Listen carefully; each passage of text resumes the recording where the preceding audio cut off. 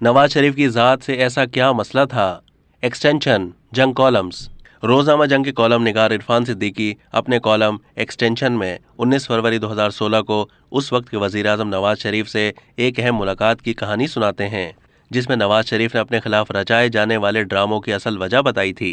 वो लिखते हैं कि मई 2016 की सुबह नवाज शरीफ बोले जा रहे थे और मैं तस्वीरें हैरत बना सुन रहा था। आधे घंटे से ज़्यादा वक्त गुजर चुका था। शाइस्ता मिजाज एडीसी 2 बार आकर सल्यूट कर चुका था। उन्होंने 2-3 मरतबा मुझसे राजदारी का अहद लिया और बताना शुरू किया। मैंने अभी तक ये बात कुलसूम के सिवा किसी को नहीं बताई। मैं जानता हूँ पनामा का ड्रामा क्यों रचाया गया है। सन 2014 के धरनों से नाकाम होकर एक बार फिर ये लोग इमरान खान को इस्तेमाल कर रहे हैं।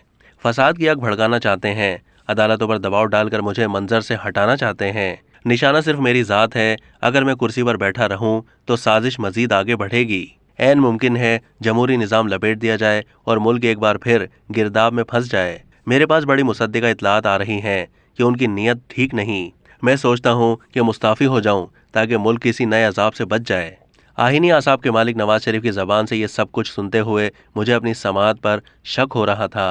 वज़ीर-ए-आज़म के लहजे में बला की शिकस्तगी थी। मैंने पूछा, मियाँ साहब आपकी ज़ात से ऐसा क्या मसला है? ये सब कुछ क्यों हो रहा है? वज़ीर-ए-आज़म नवाज शरीफ अपनी कुर्सी से उठे, दरवाजे की तरफ बढ़ते हुए मेरे कंधे पर हाथ रखा और सरगोशी के अंदाज में बोले, एक्सटेंशन। अब तक के लिए इतना ही। मज़ीद मालूमात के लिए डेली जंग के यूट्यूब चैनल को सब्सक्राइब कीजिए।